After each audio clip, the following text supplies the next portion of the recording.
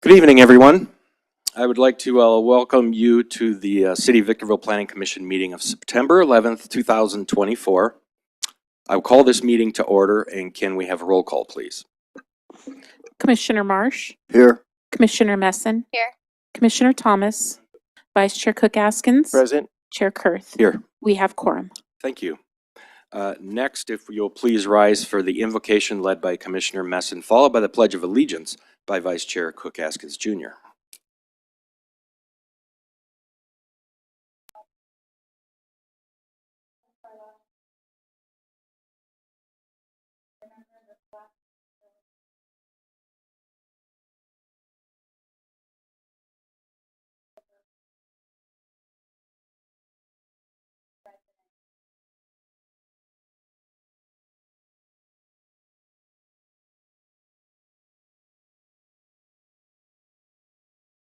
Amen.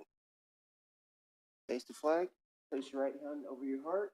Please join me in Pledge of Allegiance. Ready, begin. I pledge allegiance to the flag of the United States of America and to the republic for which it stands, one nation, under God, indivisible, liberty and justice for all.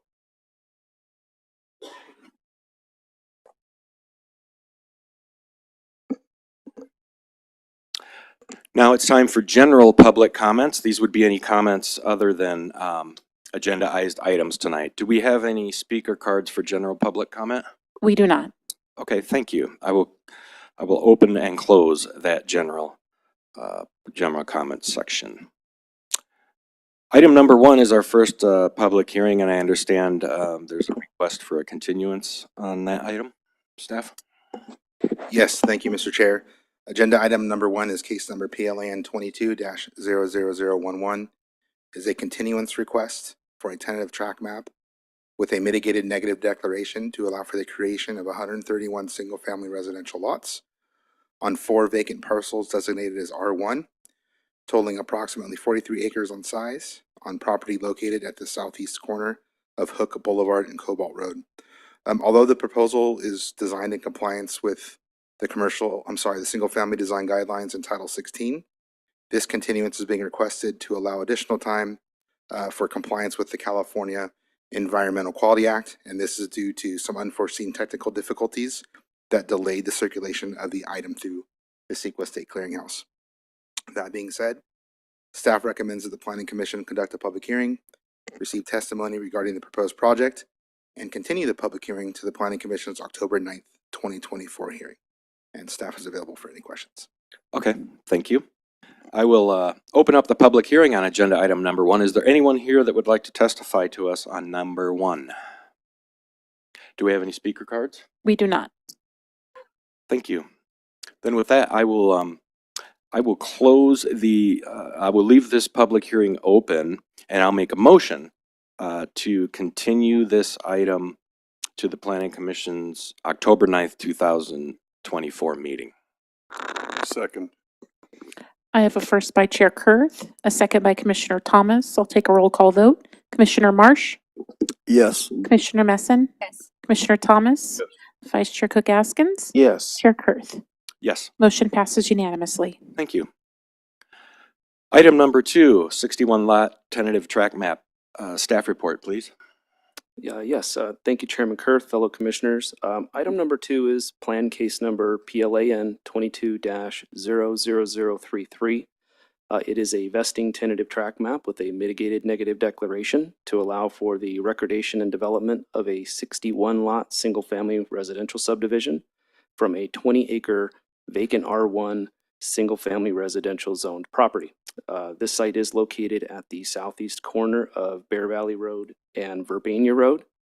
This project was previously continued by the Planning Commission in June of this year to afford the applicant time to meet with their traffic engineer to prepare a traffic impact analysis for the project. However, upon further review of the data contained in the VMT report previously provided, the city's traffic engineer ultimately determined the traffic impacts on Bear Valley Road would be minimal and that no further studies or analysis was needed. To note, as a point of clarification, the staff report and resolution did incorrectly state that this item was continued from the July Planning Commission meeting, when in fact it was continued from the June meeting date. Staff just wanted to include that clarification on the record. So in regard to the overall map proposal, the tentative map as proposed does comply with the R1 single-family residential zone standards and the single-family design guidelines by creating a safe neighborhood design that incorporates a multi-use basin that will accommodate a future recreational amenity, as shown in attachment C of the staff report. It avoids the use of through streets by incorporating cul-de-sacs within the subdivision, and has provided LMAT improvements along the perimeter streets pursuant to municipal code standards. As conditioned, the proposed tentative map meets all development standards of the underlying R1 zone district, including minimum lot sizes, usable area, and dwelling unit density. As proposed, no lots are less than 7,200 square feet, and the tentative map includes a density of approximately 3 dwelling units per gross acre. Lastly, as you can see from the map here, as a part of the project scope, the developer will be required to provide roadway improvements to both Bear Valley Road and Verbania Road along the project frontages, both of which are circulation element streets. That will include the addition of a left turn pocket along Bear Valley Road at Verbania Road. Regarding the environmental review for this project, an initial study and mitigated negative declaration have been prepared for the project in accordance with Section 15070 of the California Environmental Quality Act, and all the proposed mitigation measures have been included within the proposed conditions of approval. So with that, staff recommends that the Planning Commission conduct a public hearing, receive testimony regarding the proposed project, and take the following actions. Adopt the attached mitigated negative declaration with a mitigation monitoring and reporting program for the project. Adopt resolution number P24-036, approving case number PLAN 22-00033, subject to the attached conditions of approval, with a minor correction to the opening date of the hearing item in the resolution from July to June. With that, staff is available should the Planning Commission have any questions. Thank you, Mr. Clark. Any questions for staff on item number 2?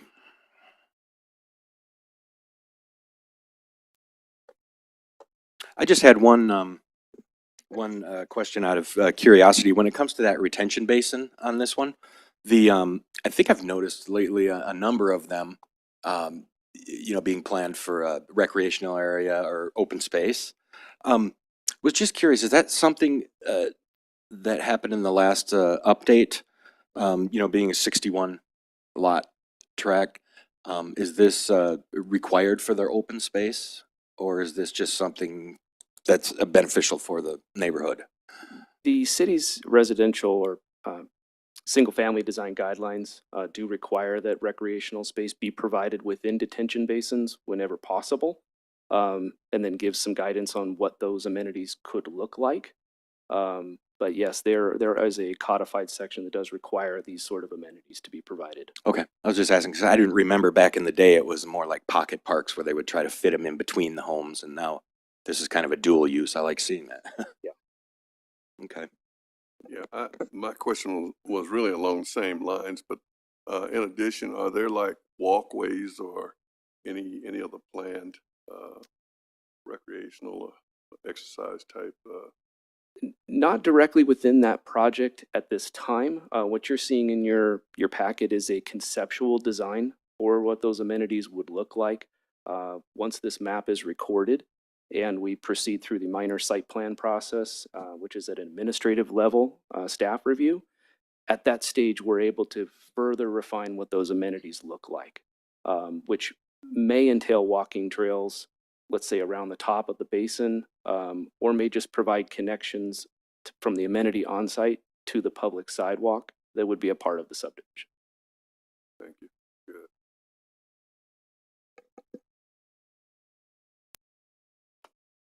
Okay, then I will open up the public hearing on number 2. Is there anyone here that would like to speak to the commission? Do we have any speaker cards? We do not. Okay, thank you. Then I will close the public hearing on number 2, and I'll bring it back to the commission for a determination.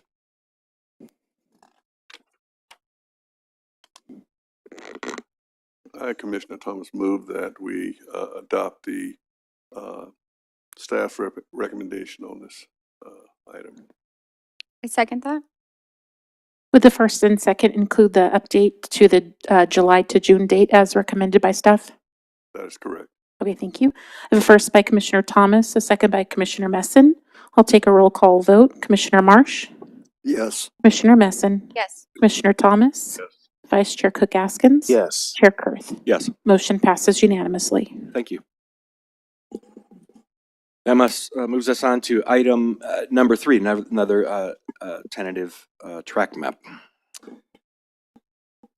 Yes, thank you, Mr. Chair, members of the commission. Agenda item number 3 is case number PLAN 21-00033. This is a tentative map with an initial study and a proposed mitigated negative declaration to allow for the creation of 107 single-family residential lots from 3 undeveloped parcels zoned R1 single-family residential.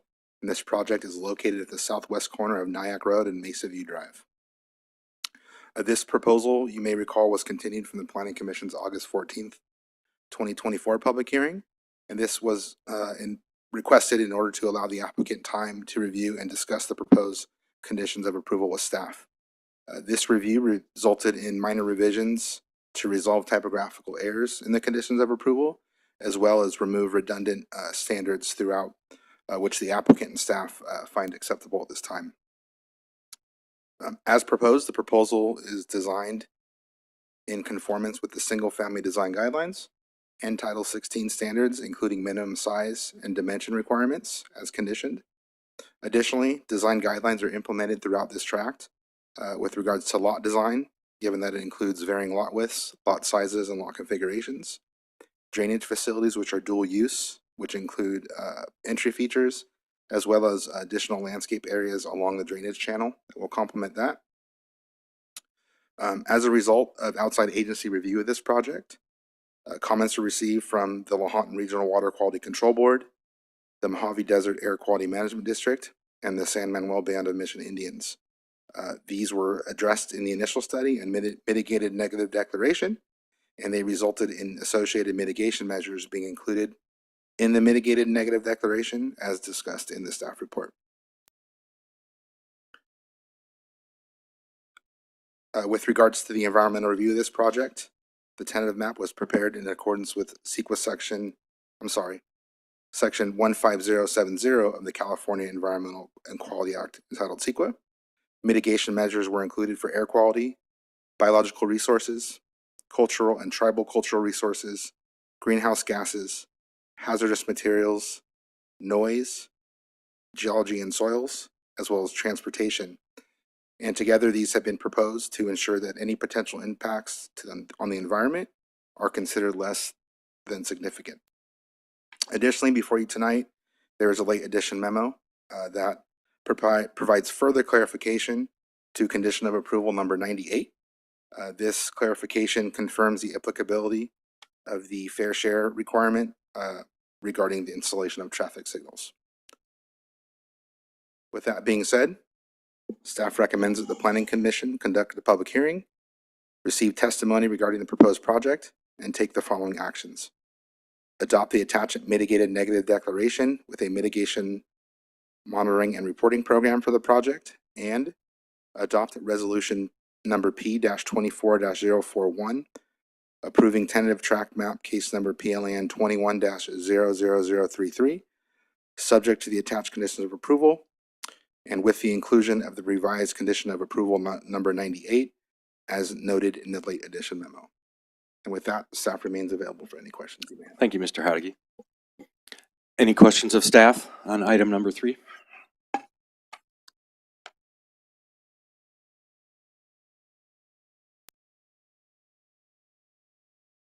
Seeing none, then I will open up the public hearing on agenda item number 3. Is there anyone here that wants to speak to us? Hello, welcome.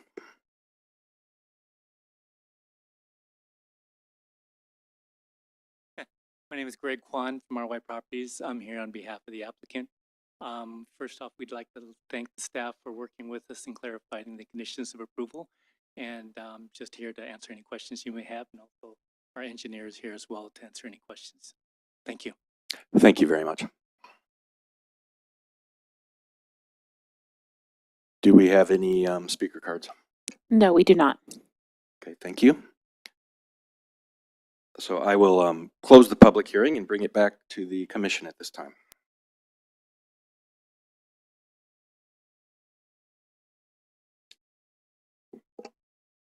I'll make a motion to adopt, agenda item number 3.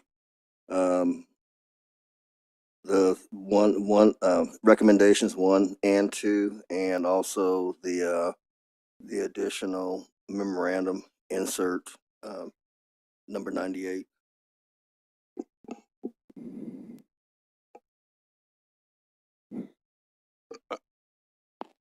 I second that. I have a first by Commissioner Marsh, a second by Commissioner Messin. I'll take a roll call vote. Commissioner Marsh, Yes. Commissioner Messin, Yes. Commissioner Thomas, Yes. Vice Chair Cook Askins, Yes. Chair Kurth. Yes, Motion passes unanimously. thank you. Congratulations on that one. Now at this time, we'll take any reports or updates from commissioners. We'll start with Commissioner Thomas. Anything? Well, just glad to see that those projects are moving along, and the area over there where west of 395 is good to see that area being developed. Just concerned about, I guess, support of commercial services and so forth over there. But it's good to see, and everything looks pretty good over there. Just a question here to staff. I know that we have a goal. We have, what, 8,165 total units for our RHNA goal. Are we coming along? Are we tracking on that to meet that goal?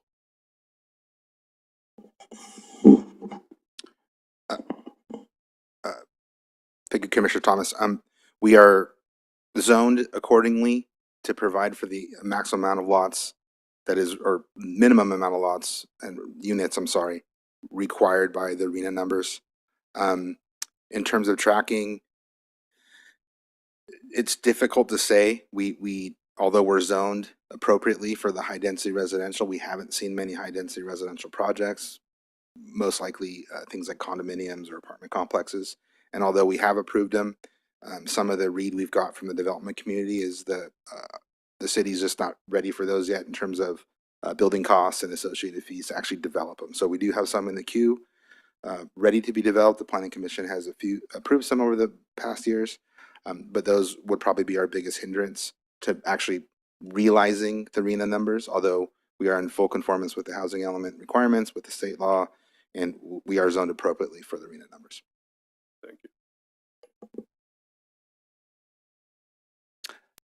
Commissioner Cook Askins. This a great meeting tonight. I also want to commemorate today is the anniversary of 9/11. Thank you. Commissioner Marsh. No, I don't have anything. Commissioner Messin. I just want to say it's always nice to see housing developments coming in. So thank you for that. And thank you to staff for all the hard work on this. And any reports or updates from staff? Just one item, October 5th is the Fall Festival here at City Hall, right in front of City Hall. So we'd love to see everyone there. Great. All right. Well, thank you, everyone. Have a great evening, and I will say meeting adjourned.